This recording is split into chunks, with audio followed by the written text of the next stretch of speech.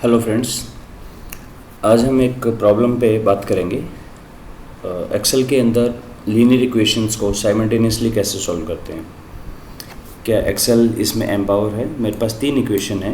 2x + 3y + z = 11, 4x + y + 2z = 12 and 3x - 2y + 1 × z = 2। तो इनको हम Excel के अंदर साइमल्टेनियसली कैसे सॉल्व कर सकते हैं। 3 वेरिएबल 3 इक्वेशन, 2 वेरिएबल 2 इक्वेशन, 4 कोई भी हो सकते हैं। तो इसके दो मेथड्स हैं। पहला मेथड है सॉल्वर, जो एडिन के अंदर यहाँ पे होता है डाटा के अंदर, और दूसरा है मैट्रिक्स मल्टीप्लिकेशन के दो फंक्शंस। पहले मेथड की बात करते हैं, सॉल्वर। अगर सॉल्वर आपके पास नहीं है तो ये यहाँ से आ सकता है। आपको एक्सेल ऑप्शंस में जाना है। 2007 के अंदर विंडो बटन एक्सेल ऑप्शंस, 2010, 13, 16 में फाइल मेनू के अंदर सबसे नीचे आपको मिलेगा ऑप्शंस में आपको लेफ्ट हैंड पे एडिन, और एडिन के अंदर आपको नीचे मिलेगा गो पे क्लिक करने से आपको एक अलग विंडो दिखेगी। ये आपके पास एडिन्स हैं। इसमें सॉल्वर बाय डिफ़ॉल्ट होता है यहाँ पे। बाकी आपको हो सकता है वर्ड नाम मेगास्टार्ट ना मिले, पर सॉल्वर होगा। यहाँ पे सॉल्वर पे टिक करें। इट माइट आस्क के है नहीं, जस्ट एक बार और ओके प्रेस करना पड़े और फिर आप यहाँ पे सॉल्वर पे आ जाएंगे। सॉल्वर से कैसे? सॉल्वर मैंने अलग से समझाया हुआ है इसी प्लेलिस्ट के बाकी वीडियो में कि ट्रांसपोर्टेशन, लीनियर प्रोग्रामिंग, असाइनमेंट्स इनको कैसे सॉल्व करते हैं। तो सॉल्वर पे चलने के लिए सॉल्वर का असेंस है सम प्रोडक्ट या कोई भी फंक्शन। तो मैं यहाँ पे बनाता हूँ, मेरा आंसर आएगा यहाँ पे, और लेट्स अज्यूम मेरा आंसर बिगनिंग विद 0 है। सॉल्वर को सॉल्व करने के लिए आपको एक कोई ऑब्जेक्टिव फंक्शन चाहिए हमें लीनियर प्रोग्रामिंग के थ्रू, कोई भी ऑब्जेक्टिव फंक्शन। तो मैंने कहा इन तीनों का सम होना चाहिए, ये नंबर, ठीक है। और क्या होगा यहाँ पे, अगर इसकी वैल्यू 0 ली है, तीनों की 0, तो this into this, this into this, this into this, ये कितना आ जाएगा? इसको मैं लिख लेता हूँ इक्वल टू सम प्रोडक्ट। इस रेंज को इस रेंज से मल्टीप्लाई करें। अब नीचे वाली हमें कांस्टेंट रखनी है ताकि मैं ड्रैग कर सकूं। तो F4 स्टैटिक एड्रेस। इसको सॉल्व करने के लिए अगर ये 11 के इक्वल हो, क्योंकि ये वैल्यू क्या है, this value is A2 × A7, B2 × B7 and C2 × C7, और उस सारे का पहले सम करे, प्रोडक्ट करे, उसका सम कर दे। ये मेरा 11 के इक्वल आना चाहिए, तो यहाँ सॉल्यूशन आ जाएगा। So let's go for solver. Target cell, मेरा टारगेट है ये वैल्यू जो कि इन तीनों का समेशन है, मैक्सिमम हो।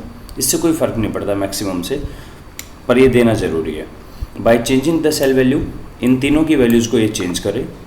कोई कंडीशन सब्जेक्ट टू कंस्ट्रेंट्स, हाँ एक, ये वैल्यू, तीनों वैल्यू इक्वल होनी चाहिए इन तीन वैल्यू के, राइट। ऐड वैल्यू आ गई यहाँ पे। और कोई चीज़, ऑप्शंस में नॉन नेगेटिविटी, यानी नेगेटिव ना हो वैल्यू, जैसे हो भी सकती हैं, पर चलो नॉन नेगेटिविटी करके देख लेते हैं हम। ओके, और सॉल्व। तो ये हमारा सॉल्व हो के आ गया 1 2 3। तो वैल्यू 11 के इक्वल है, 12 के, 2 के इक्वल है, और ये इनका आंसर आ गया 1 2 3। We can keep this. तो ये हमारा एक तरीका हो गया सॉल्व करने का। सेकंड हमारा मेथड होता है मैट्रिक्स मल्टीप्लिकेशन से। मैट्रिक्स की फॉर्म में अगर आपको कुछ नॉलेज है, इसको हम बोलते थे x = b, और हमारा पास बन जाता था if a × x = b, in that case x = a inverse × b।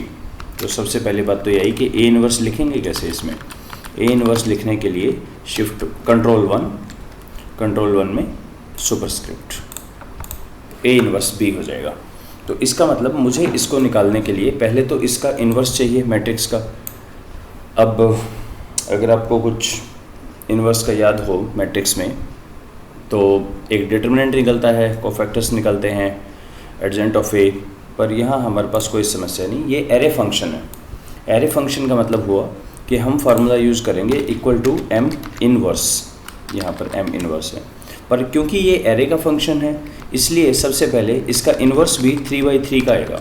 तो एक जगह आके मैंने 3/3 का सिलेक्ट किया, F2 से इसका रीनेम हो गया, और यहाँ मैं लिखता हूँ अपना m इनवर्स एरे। बताइए इस एरे का m इनवर्स निकालना है।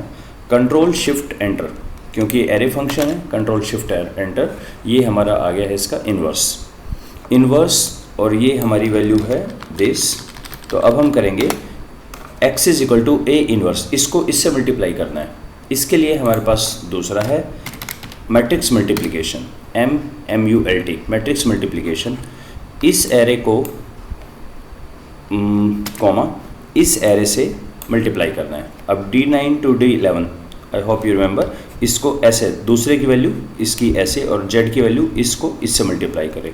D9 to D11 तो फिक्स रखना है हमें, तो एंटर 1 आ गया और इसको ड्रैग कर दीजिए, 2 और 3 आ गया। तो या तो हम सॉल्वर मेथड यूज़ कर सकते हैं या हम इस मेथड को यूज़ कर सकते हैं। तो एक और एग्जांपल करके देख लेते हैं हम। अगर हम इन दोनों की बात करें तो a और 2, अगर मैं इसकी जस्ट 1 और 2 रख के देखता हूँ वैल्यू, तो ये आना चाहिए 6 and 2 8 और 4 पे आना चाहिए ये 6। अब मुझे आंसर पता है कि आंसर यहाँ पे 1 और 2 आएगा। ये मैंने इक्वेशन बना ली कि 2x + 3y = 8, मैं लिखूँ यहाँ पे 2x प्लस, ये इक्वेशन है मेरी, इक्वल टू 8। सेकंड है 4x + y = 6। इन दोनों को साइमल्टेनियसली सॉल्व करना है। पहले सॉल्वर से ट्राई करें। सॉल्वर के लिए एक कहीं पे भी हम xy लिख लेते हैं और 0 और 0 ले लिया, और ये दोनों है सम दिस प्लस दिस।